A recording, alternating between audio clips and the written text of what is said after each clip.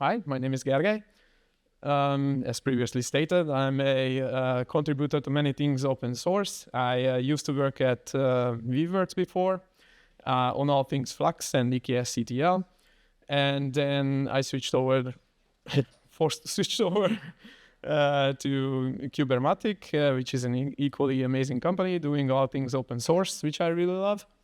And I have been part of open source for a little bit over 10 years or so. I am also a Go language contributor, or well, was, and also a maintainer of external secrets operator for a little over a year. It's a project very dear to my heart. It's amazing to work on, and there are many opportunities that ESO is a good choice to use for. So this talk will be about rotating secrets with ESO. So yeah, let's dive in.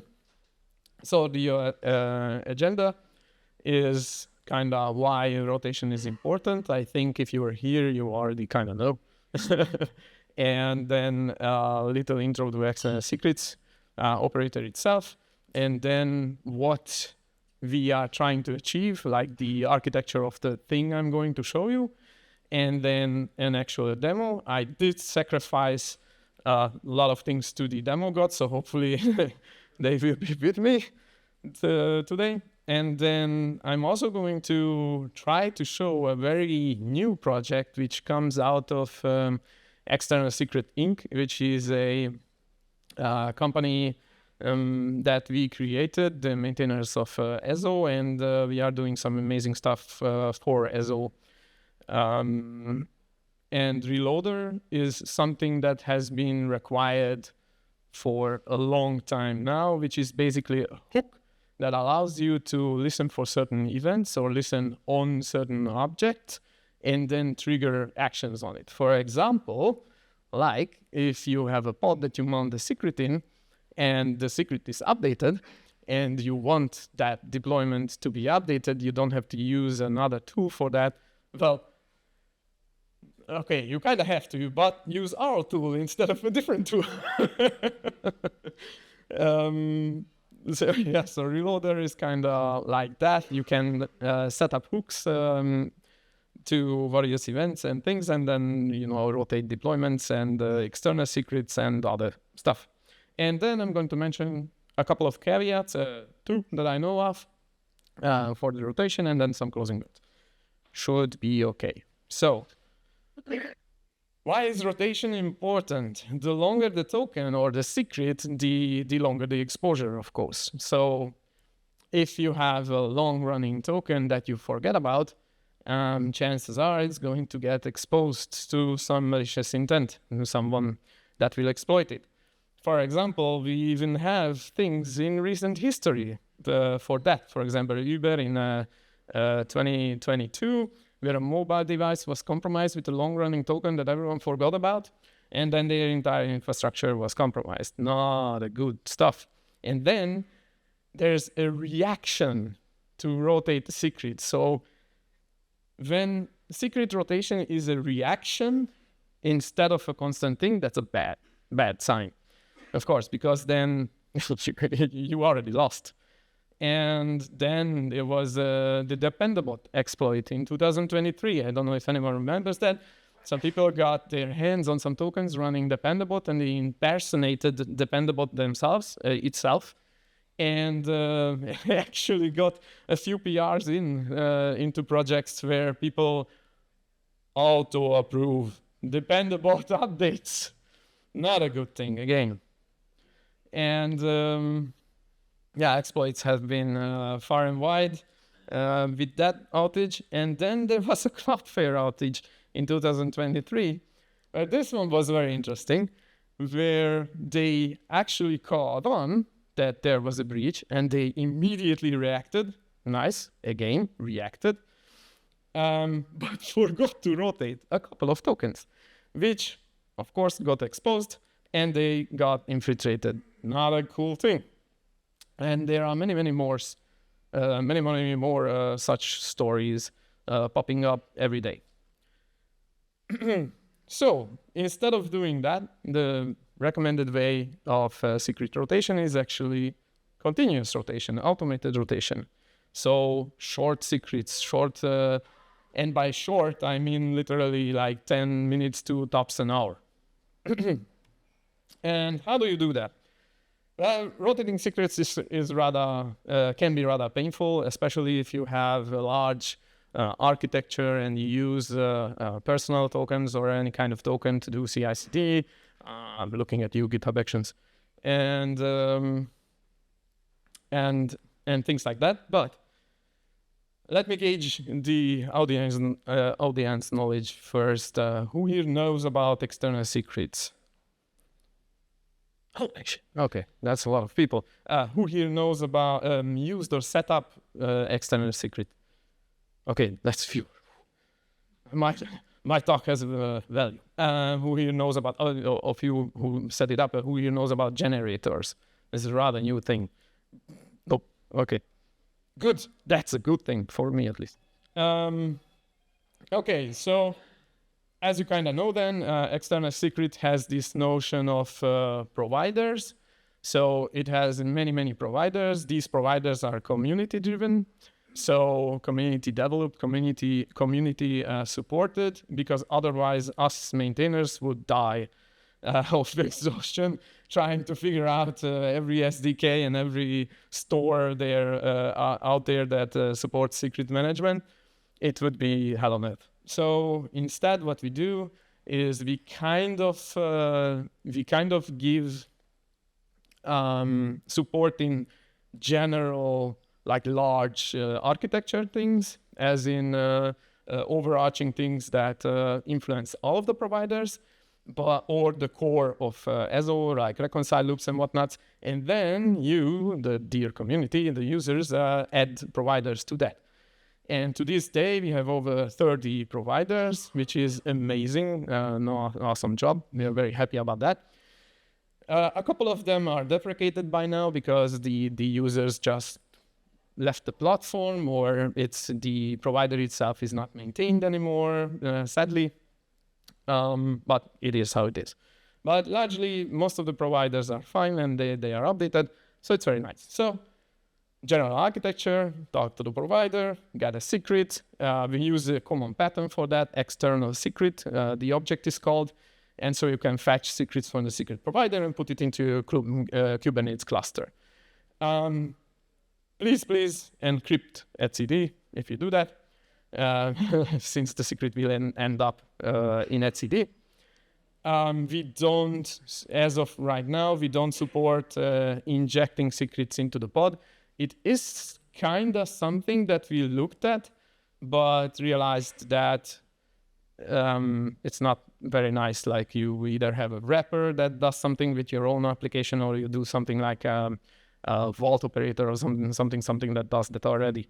So we ditched the idea for now, but who knows?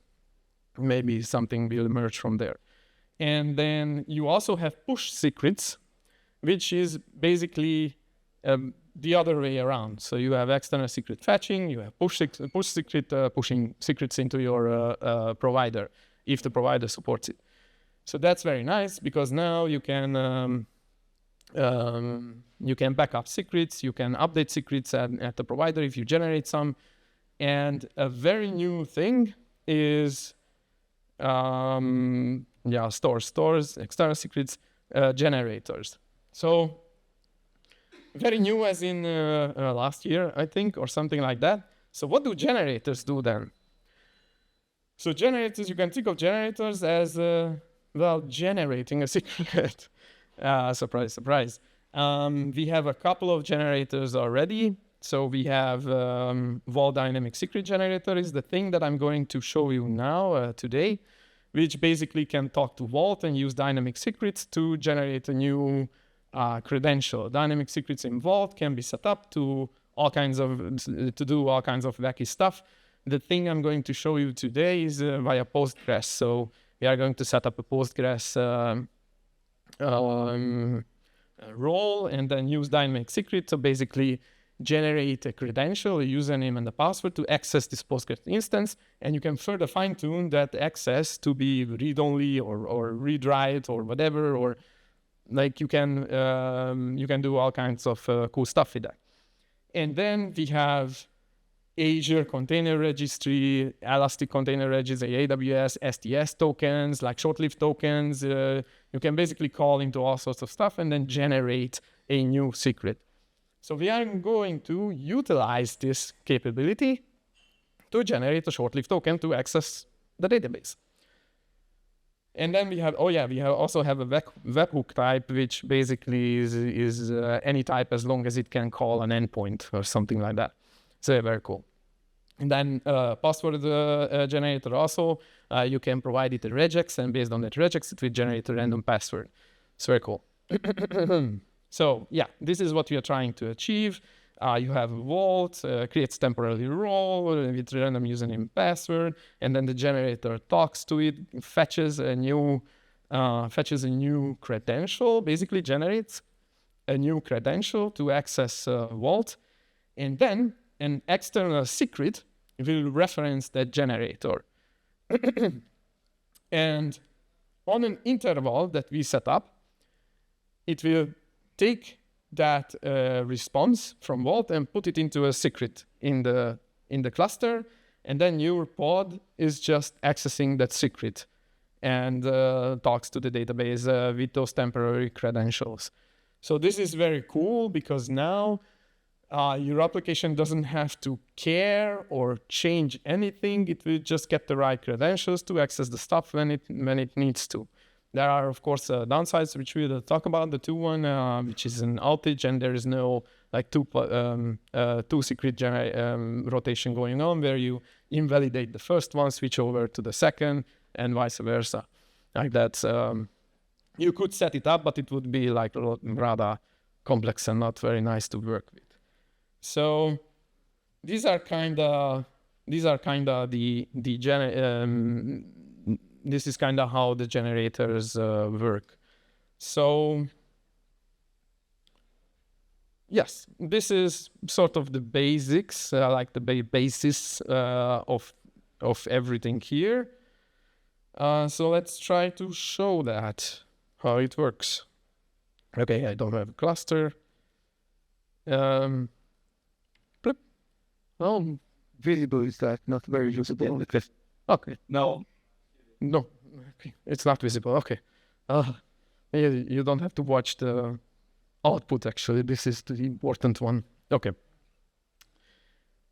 What am I going to show? So I have a script which is in the repository, which is acutely called run.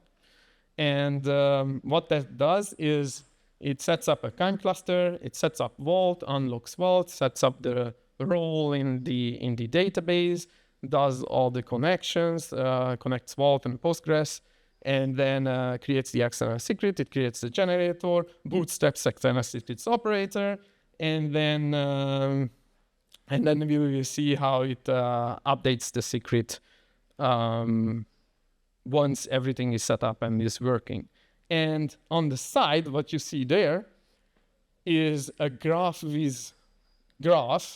which will kind of, as the flow goes, automatically update to show you what is happening in the cluster, because everyone likes to look at terminal, but that's not very interesting in the end. All right, so I do have network. Yes, okay. And I have some pauses in between to talk about what happened there and maybe look at the code. So right now it's just loading indexed the external secret operator. So this can take a minute or so. In the meantime, where's the script? Yes. So this is basically the Postgres setup, where the connection URL is to the Postgres, and we have the username there, which I just hard coded for now, and it sets up the role to do all this stuff. And after that, the access should be okay. This is all happening in the cluster. I'm doing some vault exec, like pod exec stuff to get that running. So after the initial deployment of external secret, things should speed up. Yeah. So you see that external secret is now green. Yay. Then it will wait a little bit for Vault to get up and running. And then Postgres hopefully comes after that.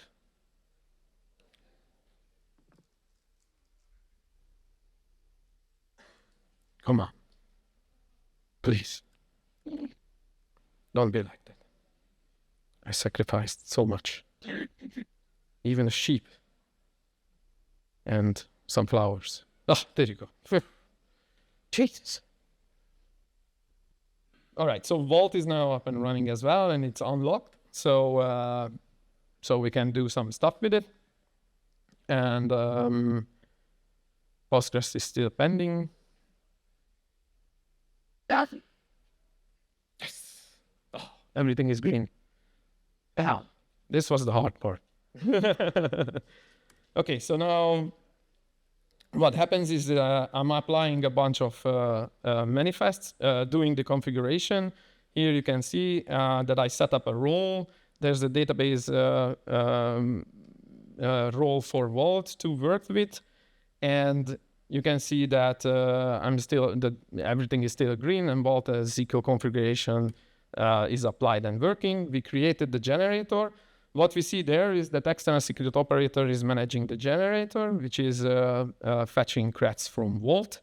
And then we create the external secret object in yellow or whatever the colors. And that references the generator. And then there we go. We created in red the secret.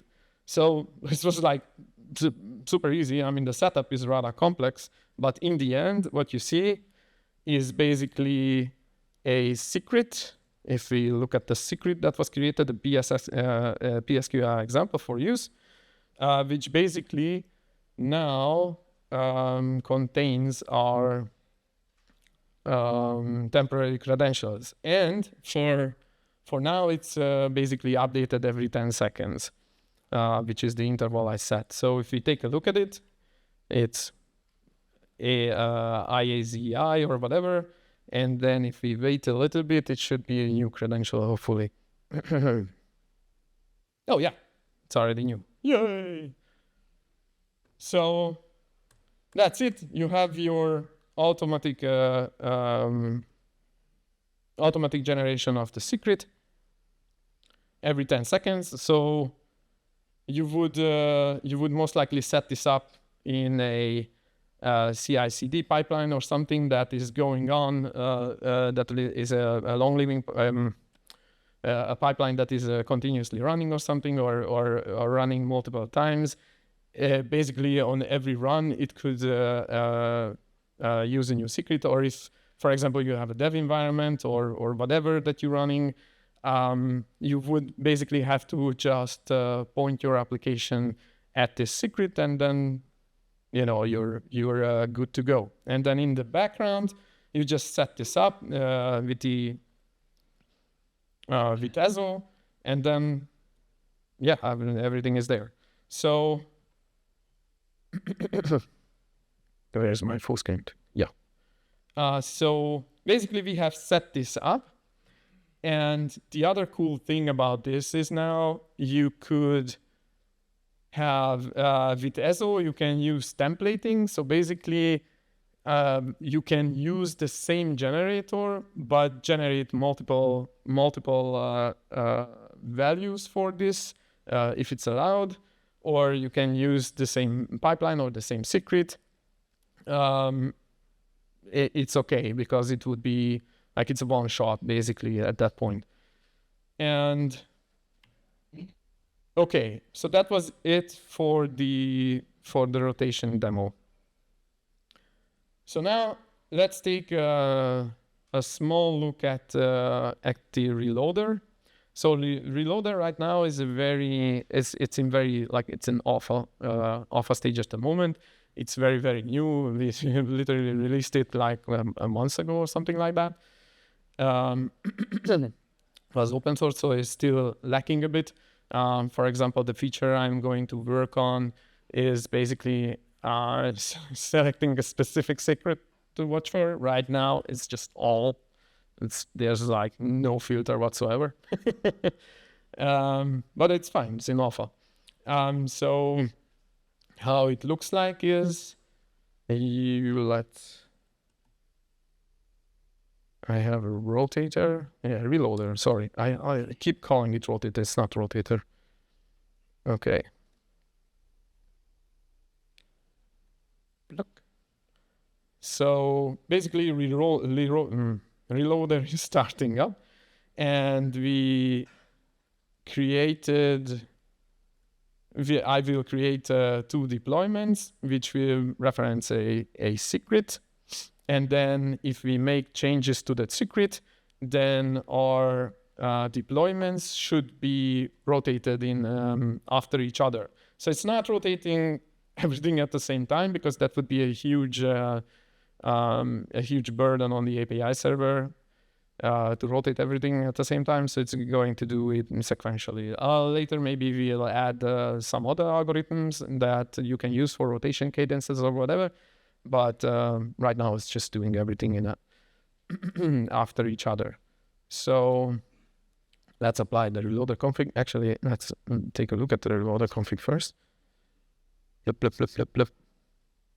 So the config is... there you go. The config is very simple. You have notification sources. We have a couple of notification sources. So there are Kubernetes secrets. There are some more that I completely forgot about. Here it is.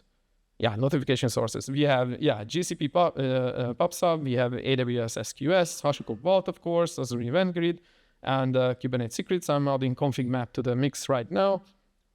And then we have trigger destinations, which are things that you would like to rotate or things that you would like to do something about. We have deployments, which will be a rollout, basically, for the deployments. And we have external secrets as well, which will just trigger a reconcile of an external secret if there is a secret modification. And right now, all I did was set up notification sources as Kubernetes secrets, and then the destination is just all deployments, like every deployment. That's going to be interesting. Let me load that in. Okay. And then I believe I have a small command. Yeah. Which I can just run, hopefully. And then nothing happened.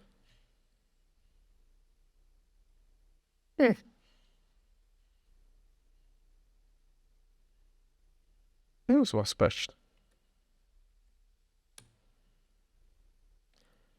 I think this is as far as the demo gods got me. That's not working at the moment. I don't know why though. It worked a couple of minutes ago. Anyways, imagine it. And then that's about it for the reloader. So talking about drawbacks for the rotation for now, one of the things is which I talked about, is no second secret rotation process where you switch over from one to the other instead of like invalidating the first secret. There are other ways of rotating a secret not securely, but more reliably. But I think this is pretty fair. It just works. Anyway, if your application gets into a 4.1 or something, just usually just retries it a couple of times until the creds are okay. And the other one is a race condition, which might occur. So for example, if you're in a process and you already are already using the creds and you didn't fetch a new one and the creds are obviously rotated and invalidated, then you could face problems because you're using a credential that is outdated or was rotated or invalidated. So these are the two main concerns I can think about, but honestly, the pros are like much better than facing a couple seconds of downtime or errors in your log as the secret is rotated. The alternative is, Cloudflare and Dependabot and whatnot, and I believe these are like outweighs the cons. And that's about it. I still have like 4 minutes according to the clock, but this is the end. Thank you.